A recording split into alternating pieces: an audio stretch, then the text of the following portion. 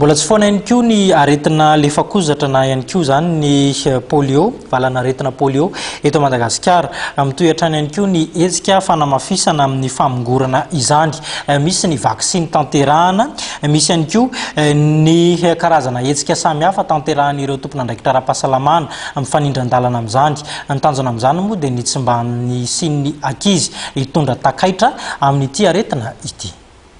Tanjona ny anafoana ny lefakozatra sy anome fiarovana ireo zaza indrindra amin'ny loto ho fiarovana azy amin'ny poliovirus izay makany amin'ny tsinain'ny zaza. Ny polio izay firenena 3 sisa 3 no ahitana azy ka isan'izany i Madagasikara. Ireo no tanjona lehibe amin'ny fanatanterahana ny vaksiny polio izay natomboka tamin'ny alatsinainy teo ny andiany faha-7. Maro ireo ray aman-dreny tsy manao vaksiny zanany noho ny tsy ao mandeha mahakasika ny vaksiny. Nanambara nefa ny mpitsabo fa azo antoka ny vaksiny ary efa nahazoana lalana tamin'ny OMS na ny Organisation Mondiale de la Santé izany. Misy ray aman-dreny manohitra amin'ny carnet zanany hoe zanakay izy atao vaksiny.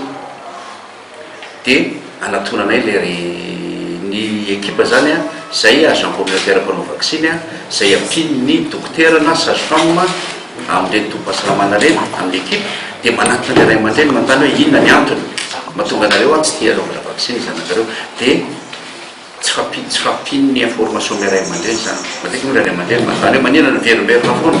Rehefa manazava zany zay tombotsoa azo avy amin'ilay vaksiny izay averimberina matetika amin'izao epidemia zao dia manao vaksiny foana ilay renim-pianakaviana. Tsy ny vaksiny ihany no atao mandritra ny hetsika fa misy ihany koa ny fikarohana ireo zazatratra ny fahalemena tampoko na ny PFA, paralysie flax aiguë izay efa mahatratra 17 no tatitra azy nandritra ny 2 andro. Ary 1.3 isan-jato kosa ny tany fanatanterahana vaksiny vita eny manerana ny nosy. Misy 17 tatitra tonga aty aminay na paralysie flax aiguë izay ndaporteny zareo avy ihany. Ka eo amin'ny famongorana ny aretina polio zany tsy fanaovana vaksiny ihany koa fa fahalara-maso ny fahalemena tampoka any ambanivohitra any. Ireo fahalemena tampoka natao hoe PFA reo dia anaovana prélèvement sel kano zany dia jereny ny Institut Pasteur amin'ny Institut Pasteur ka tsy PFA rehetrarehetra dia polio daholo. Fahalemena sy takaitra mandra-pahafaty ny polio ary tsy misy fanafodiny intsony. Tranga tampoka le fahalemena tampoka tsy miandry volana mety herinandro na 10 andro aoriana zay le manavinavy zay dia tranga le fahalemena tampoka.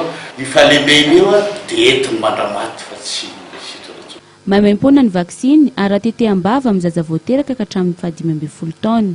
Azo atao eny amin'ny tompom-pahasalamana rehetra ihany koa. Amin'ny fahavitan'ny hetsika dia hisy ny évaluation internationale ka eo no ahafantarana raha fongatra ny aretina polio na tsy eto Madagasikara.